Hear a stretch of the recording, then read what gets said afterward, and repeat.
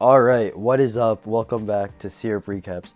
And the Dallas Mavericks win Game 4 of the NBA Finals. Well, where do I even start? This game was electric. Dallas wins 122 to 84, completely blowing out the Celtics. A game where their backs were against the wall, and they could have went home and been eliminated, but they fought back, won Game 4 in convincing fashion. I know people will be like, "Oh, they're just doing this, so the Celtics can win on the, at home and stuff like that." Which I don't really I agree. I don't really understand that. Who cares? Like, wouldn't you want to win now and get it over with and really fight harder? But it was tough. The Celtics they didn't show up today practically, and the Mavericks were just the tougher team today.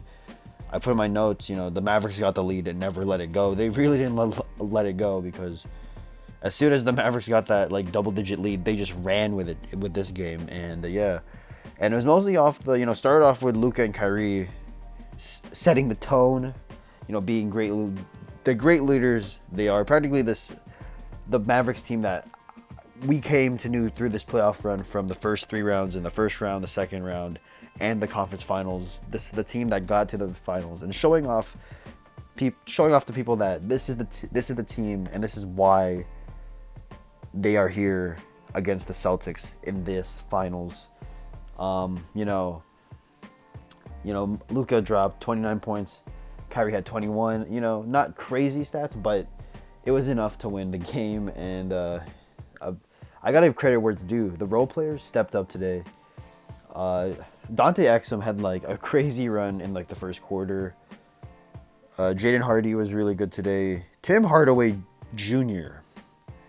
He made a statement today about in the fourth quarter, even though they were up by I think by 40 points at this point of the game. But Tim Hardaway Jr. man, he really just stepped his game up today. shut down all the haters in the fourth quarter. I think he had 4 straight threes in the fourth quarter in only 12 minutes. 15 points in 12 minutes.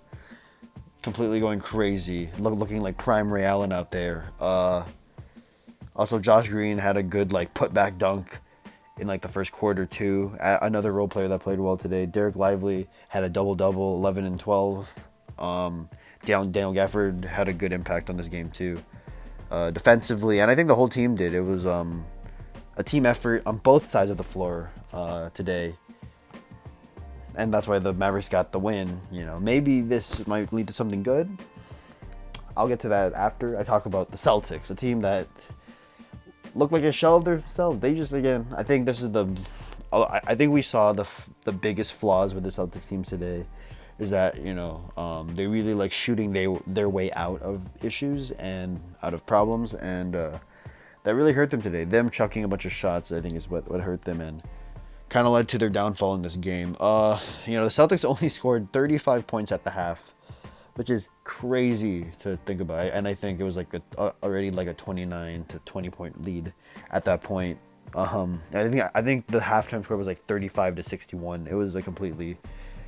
Dallas just ran away with this game. Obviously, this would happen sometimes in 0-3 situations. The team down 0-3 completely plays that. Obviously, they have to kind of sweep the team that they're down 0-3 against. But take it game by game. You already made it here.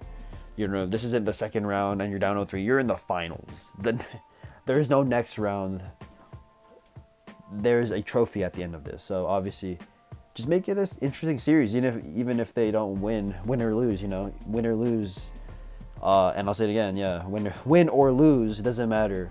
Just put up a good fight, go out swinging, because have some pride, At the end of the day, they made it here, and might as well make the most of it, right? And speaking of making the most of it, a team that people were already crowning the champions before this game. Jalen Brown, Jason Tatum only combined for 25 points on bad shooting. Well, they got taken out in the third quarter because the game was already over, and you might as well save them for the game 5. Al Horford only had 3 points. Derek White only 6. Drew Holiday only 10. Payne Pritchard was pretty good today, but mostly in garbage minutes. Yeah, it's tough. The leading scorer was Jason Tatum for the Celtics, and it was only and he only got 15 points, so that's not good. And they had really bad beam percentage today. They only shot 34% from three, and it was 14 to 41 today, and a bad field goal percentage. Only 36%, 29 out of 80 shots. Insane, and I'll say it again, 29 out of 80 field goals made, and that is only 36% field goal percentage for the Celtics. That's crazy. That's insane.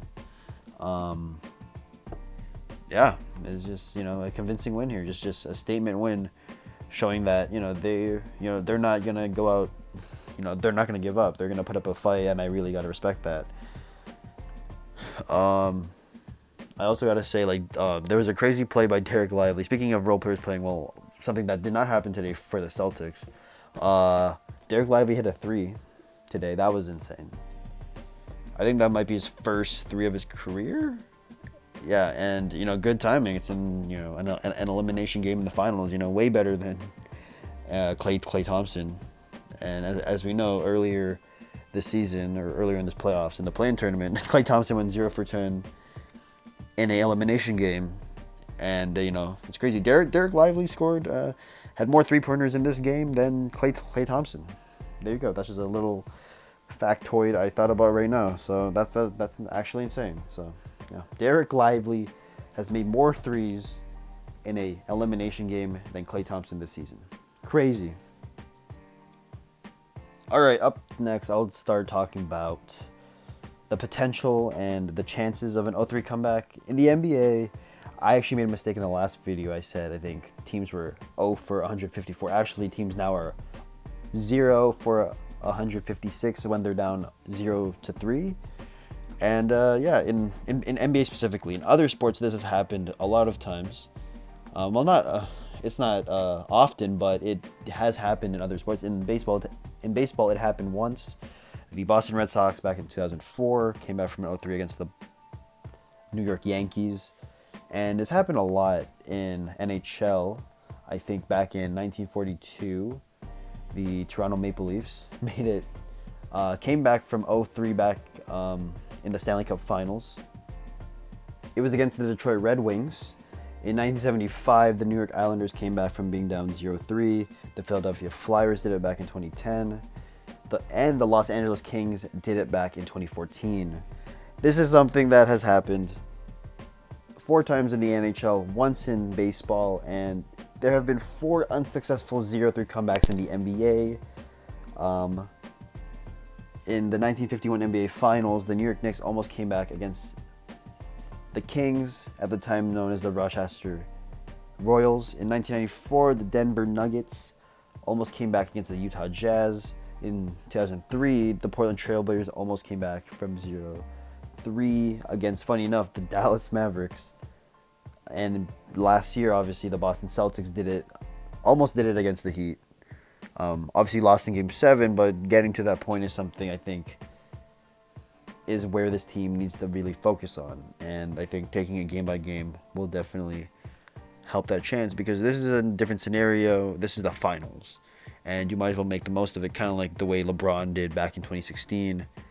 Going down 0-3, a lot harder than making a 3-1 comeback, but that's where we're at as a team.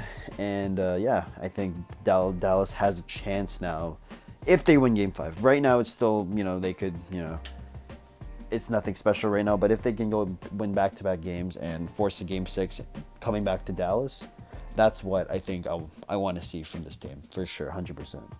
Because I think being down this much is a big hill to climb up, as I said in the last video, but might as well make some history. And that's probably what Jason Kidd said to his team before and after this game, because again, you ran through the gauntlet. You are at the end of the season, and I think fans want more basketball, specifically competitive basketball, and I think we might get it, judging by the way this Mavericks team played today. All right, for the 3 stars of the game, I will give it to Luka and Kyrie. For the first 2, Luka with obviously 29 points, Kyrie with 21 points. And I'll give the third star to, honestly, Tim Hardaway Jr. He really stepped up today. And he really showed up, man. He really showed off, a vintage, and I'll say it again, vintage Tim Hardaway Jr. performance today. Really good job by him. I have a lot of respect for that.